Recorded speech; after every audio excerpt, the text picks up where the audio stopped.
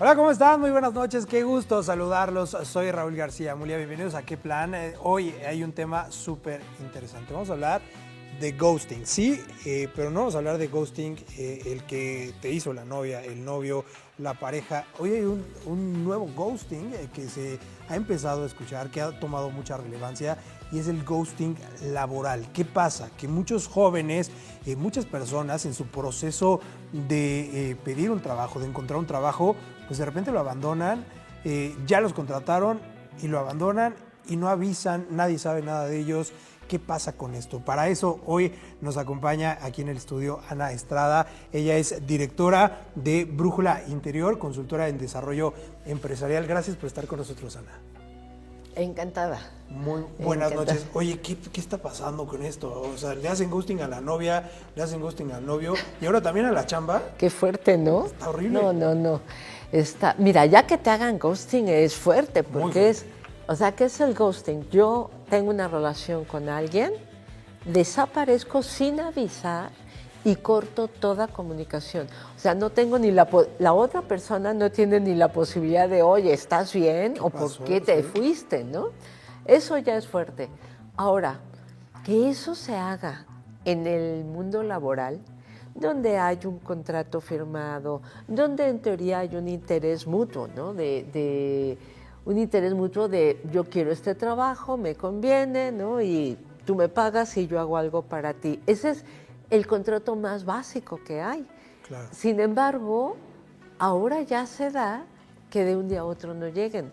Entonces es un fenómeno bastante nuevo que, ojo, se puede dar como en dos niveles laborales. Cuando yo estoy de candidato o de candidata entrevistando y cuando estoy ya contratada, que eso habla de, en teoría, más compromiso, pero igual se van, ¿no? No hay uno peor, o sea, los dos son malísimos. Son malísimos, pero yo creo que en grado de, ¿cómo le podríamos llamar, Raúl? En grado de gravedad, es más grave cuando ya estás contratado. Claro. Porque yo estoy entrevistando y tú y yo no hemos llegado a un acuerdo, nos estamos conociendo, ¿no? Pero cuando ya estás dentro, en teoría ya hay un acuerdo, ya hay un contrato, ya hay incluso una inercia, porque pues yo ya tengo varios días viniendo a trabajar aquí, o varios meses, o un año, ¿no? Entonces en gravedad es un poquito más fuerte cuando ya estás contratado, ¿no? Ahora, este fenómeno se está dando sobre todo en generaciones más jóvenes. O sea, podemos decir que una persona 45 años, 50, no hace ghosting tan fácilmente. Claro. Pero un chavo que acaba de salir de la universidad, veintitantos años, ¿es más frecuente? Fíjate, planteándolo por edades y por generaciones, cuando estaba la de los tradicionalistas, que hoy algunos están todavía en el mundo laboral porque esta crisis del 2008 los dejó sin ahorros y después se han repetido esas crisis económicas. Pero en esa generación, tener un trabajo, sin importar cómo te trataban, qué hacías, claro. ¿Qué edades más o menos era algo, pues estamos hablando de la generación de posguerra, o sea que es gente que ahorita ya estaría en sus 70s. Los que están trabajando, claro que hay gente más grande que usualmente ya no está. Sí, claro. Aunque ayer supe de un doctor que está ejerciendo a sus 90. Esos todos caen en la generación de tradicionalistas. Pero el punto era, tener un trabajo era algo que te dignificaba. Claro. No nos metíamos tanto en cómo me tratan y qué hago. Después vienen los baby boomers. Los baby boomers es, hijo, ¿cómo me dejaron este planeta? Hay que hacer empresa, ¿no? Okay. Entonces se ponen a hacer empresa y el foco es cómo reconstruimos todo. Y sí hay un toque ahí de pues competitividad, de estos temas de que si eras o no workaholic, que estabas ahí mucho tiempo, cosas así. Viene la generación X, que la generación X, que a lo mejor hoy andan en sus altos 40, 50, por ahí, los que decías, sí continúan con el tema empresa, pero ellos acuñan el concepto de mi company. O sea, yo también soy una compañía. Vengo a trabajar contigo, pero quiero que me digas qué hay para mí, qué gano yo. Son los que empiezan a separar el trabajo de mi tiempo personal y demás. Y después de eso ya vienen los millennials y todas las generaciones que vienen después. Te diría que a partir de los millennials hay una baja tolerancia a que esto no es lo que me imaginaba, bye. Entonces, si te parece, podemos dividirlo en dos causas. Esto es un fenómeno multivariable, no quiero simplificarlo, sí, ¿no? Claro. Pero podríamos simplificarlo, podríamos dividirlo en dos causas. Uno, lo que tiene que ver con el candidato o con el empleado, ¿no? Hay éticas de trabajo que no te dejan desaparecerte así, ¿no? Sí, a lo mejor en casa, a lo mejor en la escuela o alguna influencia de un familiar muy cercano, aprendiste que si estás en algo vas, avisas y te retiras, ¿no? O das un aviso de tiempo para dejar en orden lo que era tu responsabilidad. Eso está faltando, ¿estás de acuerdo? Sí. A ver, ¿qué causas puede tener esto? Yo podría pensar, de primer lugar, el tema emocional podría influir el tema emocional, el tema de la fortaleza de una persona o de que literalmente pueden decir, me dio pena ya no avisar. Pues puede ser pero esto sería particularmente cierto cuando, y este era el lado que nos faltaba decir, cuando la empresa es la que tiene el hueco. Por ejemplo, te estoy entrevistando y no te digo qué sigue, no te digo cuándo te voy a llamar, no te aviso que no fuiste elegido y de repente dejo pasar 1 o 2 semanas y no sé nada, pues para cuando yo le llamo al candidato, pues ya el candidato ni me contesta. Esa es una, ¿no? Te frustras, ¿no? Te frustras y estás a la espera, es angustioso estar buscando un trabajo y que no te digan nada, ¿no? Y la otra es, que tiene que ver con lo que decías, con el tema emocional, cuando ya estás contratado y las condiciones son muy desgastantes, ¿no? O tienes un jefe tóxico, o tu carga de trabajo no corresponde con tu paga, pero no, todos pasamos por etapas en las que trabajamos mucho más que lo que nos pagan, ¿no? Pero cuando esa es la norma, entonces sí emocionalmente hay un desgaste. No deja de ser curioso, de todas formas, el que aún en esa situación, ok, a lo mejor mi jefe es tóxico, no le digo, pero le aviso a alguien más dentro de la oficina, un recursos humanos, alguien, oye, mañana ya no vengo, ¿no? O sea, aquí están las llaves, las llaves de mi escritorio, ¿no? Sí. Entonces, sí hay causas de ambos lados. Puede ser emocional, sin duda, pero lo emocional va a tener 2 causas siempre. O yo como persona traigo un hueco donde este estrés, pues no tengo estas habilidades que se llaman de resiliencia, ¿no? Justo. O capaz que las tengo, pero el desgaste ya contratados me lleva a un nivel que es, mira, mañana que ya es el burnout, ¿no? Que llega a un punto de eso que dices, ya como sea, ya me aviso, ¿no? Exacto, pero tienes razón. Esto no pasaba en las primeras 3 generaciones que describí. Esto empieza a suceder, no tanto empieza con los millennials, no tanto ahí, pero empieza, y luego, o sea, no tan presente, pero ha ido creciendo, creciendo. Ahora, ¿crees que tenga un poco que ver esto que le llaman la generación de cristal?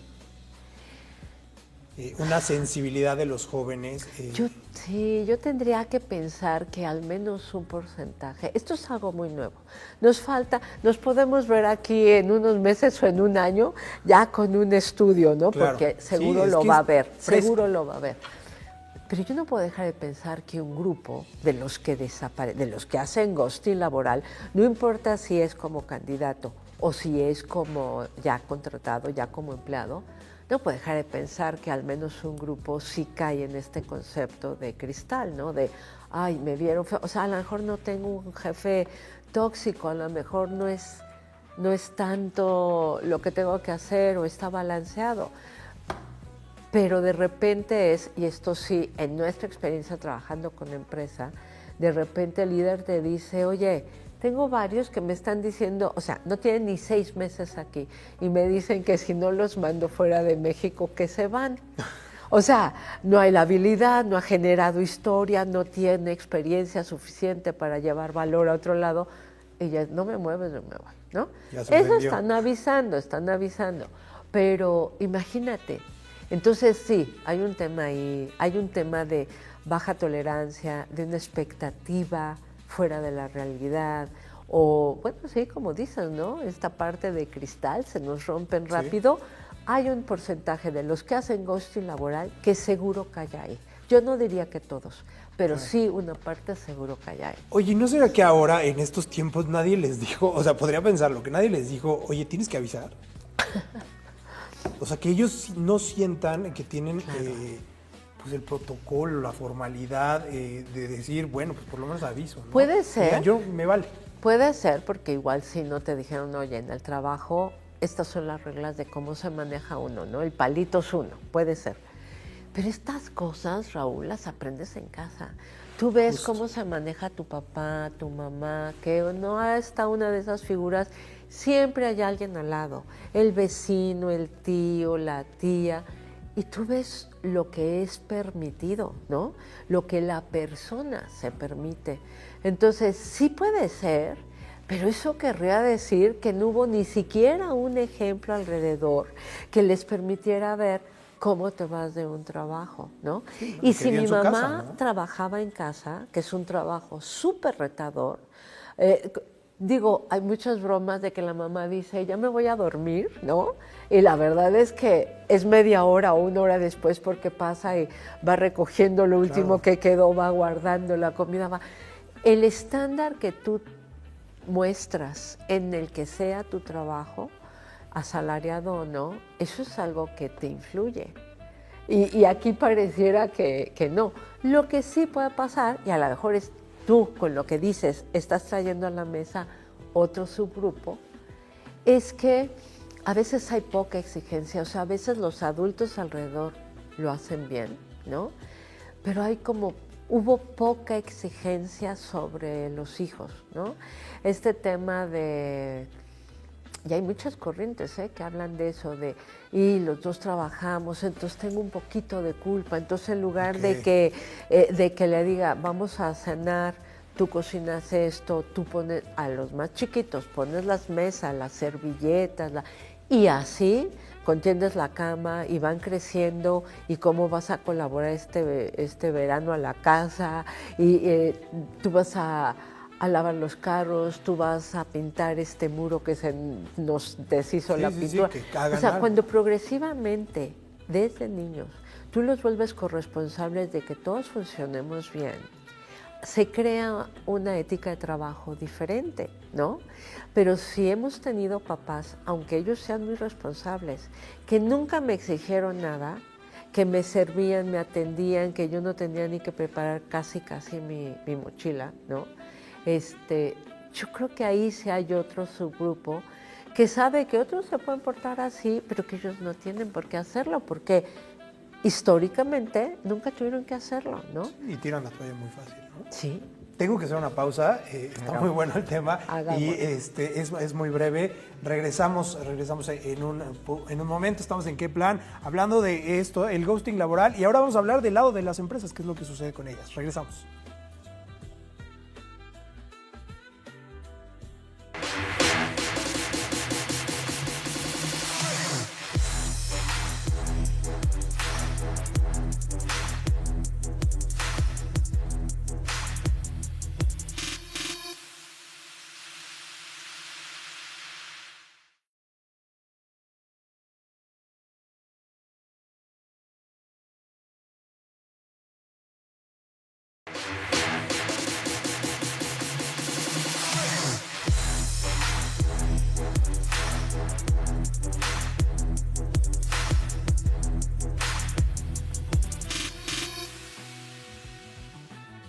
Ya estamos de regreso. ¿En qué plan? ¿Y qué plan con el ghosting laboral? ¿Qué está sucediendo con las nuevas generaciones? ¿Qué pasa que abandonan el trabajo? Ana, muchas gracias por seguir con nosotros. Y bueno, pues lo hablábamos del lado del empleado, de la persona que está pues haciendo este trabajo para obtener un empleo. O sea, Pero candidato, empleado, familia, justo. ¿no? ¿Qué pasa entonces ahora con las empresas? Del lado de las empresas, porque también de repente puede haber irregularidades ahí, áreas de oportunidad o incluso red flags donde la gente pues decide mejor no le sigo. Claro, claro. Y fíjate que esta parte tal vez es más corta, pero es muy importante porque es quien más puede influir en que no se dé el ghosting laboral es el empleador. Y no importa si soy autoempleada y tengo gente que trabaja conmigo, porque cualquier autoempleado tiene proveedores, cualquiera, ¿no? Sí. No importa si soy autoempleada, si tengo una pyme, si trabajo en una transnacional, no importa. Porque el punto aquí es cuando tú como jefe, como líder de una unidad de trabajo, ¿no? Adquieres buenos hábitos para gestionar al talento, el que gana es el empleador. O sea, eso es lo que vemos una y otra vez, Raúl. Cuando tú tienes, o sea, la forma más fácil de llegar a los resultados del negocio es, todos tenemos, ¿no? O sea, vendes tortillas, hay un objetivo. Entonces, la forma más fácil de llegar a esos objetivos de negocio es que tú puedas llevar a tus empleados a un nivel de satisfacción en el trabajo que no solo quieren trabajar contigo, sino que quieren dar el extra, ¿no? Eso es el mundo ideal, eso es el paraíso de los líderes de negocio. Entre este mundo y el ghosting, pues bueno, imagínate, sí, ¿no? Claro. Hay un abismo. El ghosting laboral es como el infierno. Tú imagínate que alguien crítico no aparece y ni siquiera te dejó las llaves. Ese día o tal vez esa semana ya perdiste resultados y tiempo en averiguar y cómo abrimos esto y dónde estaba y con quién estaba hablando. Ok. Entonces, ¿cuáles son las buenas prácticas que pueden implementarse desde el lado del empleador que a nadie van a beneficiar más que ellos mismos, pero que al empleado le dan la posibilidad de tener un trabajo satisfactorio? Hoy hay estadísticas donde, especialmente con los jóvenes, ¿no? Donde el 70, el 80, a veces el 90%, dependiendo de la fuente, esté insatisfecho con su trabajo. Sí. Si yo estoy insatisfecho, fácilmente me voy. Tú te quedas donde te gusta estar. Sí, donde eres feliz, ¿no? Totalmente. Y resulta que eso no cuesta tanto. ¿Qué sí tiene que hacer el empleador? Uno, bueno, transparencia en el sentido de, este es el trabajo, esto es lo que pago, si estoy contratando, oye, mi proceso es así, a lo mejor no te hablo en 2 semanas, pero es que tengo que ver a varios candidatos, pero en 2 semanas vas a saber de mí, para decirte sí o no. Eso hace que se relajen. Ya te estoy avisando. Ok, ¿no? ya sé, y además me estás notando como persona. Eso es lo crítico. Cuando nosotros trabajamos con directores, con líderes, con gerentes, le decimos, es que no es cierto que te tiene que costar más, pero hay que generar un hábito donde te noto como persona, donde me importa el que tú sepas en qué parte de la contratación voy. Ah, no, que ya estás dentro. Bueno, ahora te digo cómo es tu puesto. Por ejemplo, las 3 actividades que sí o sí tienes que hacer porque eso depende de tu éxito. Y si no las haces o no sabes, pídeme ayuda, a ver qué hacemos. Claro. Yo no lo voy a hacer, pero vamos a ver cómo resolverlo, ¿no? Ese tipo de claridad baja el nivel de ansiedad en el trabajo.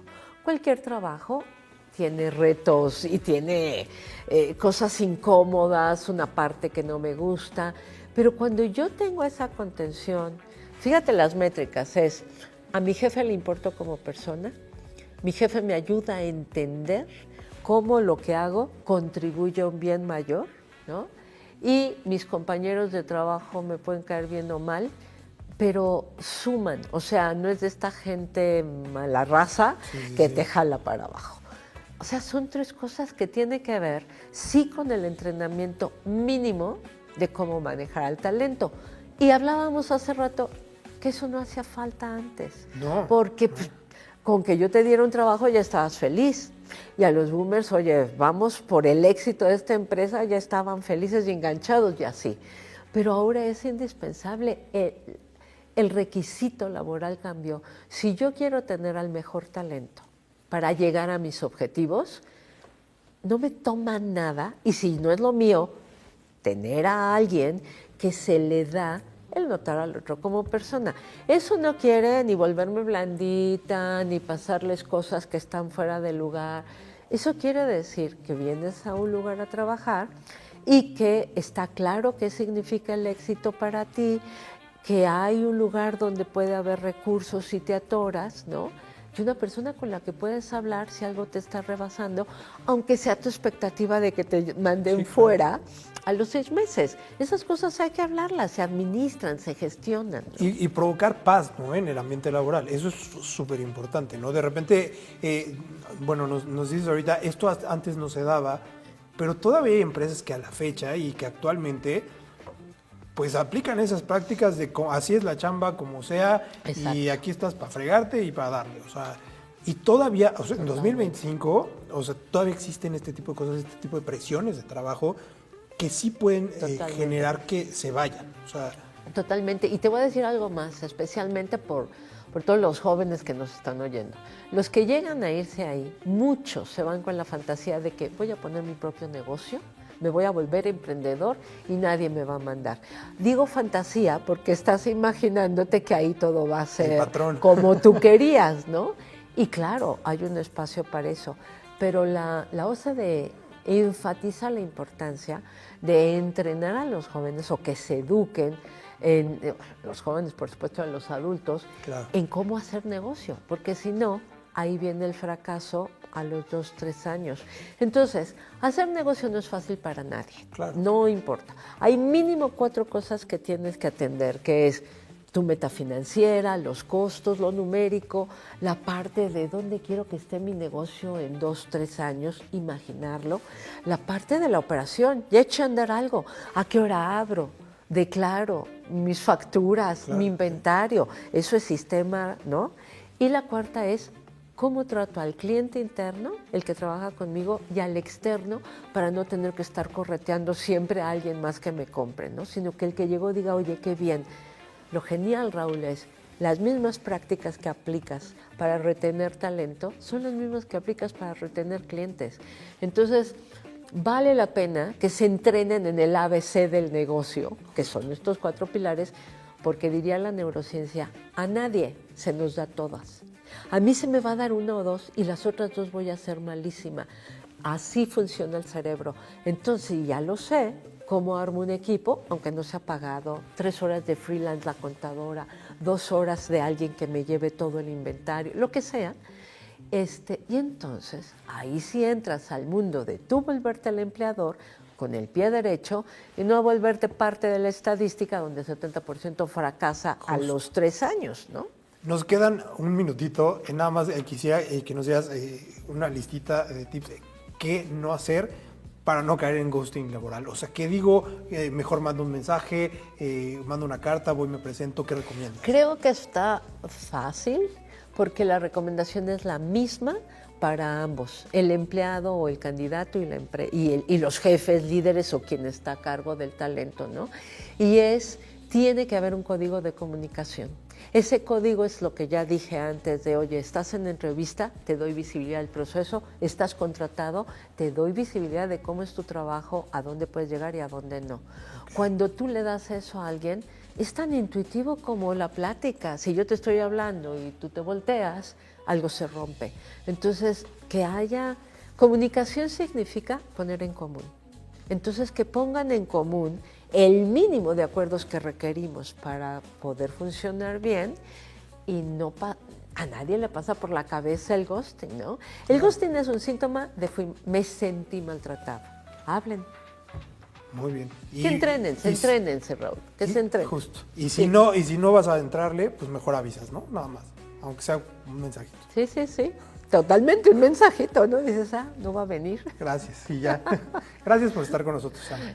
Gracias ojalá se repita y tengamos otros temas. Es muy importante el tema de los nuevos trabajos, que de repente muchos chavos no saben por dónde, así que pues, te tendremos de cliente. Perfecto. Muchas gracias, Ana Estrada. A ti. Y gracias a ustedes por estar con nosotros. Continuamos.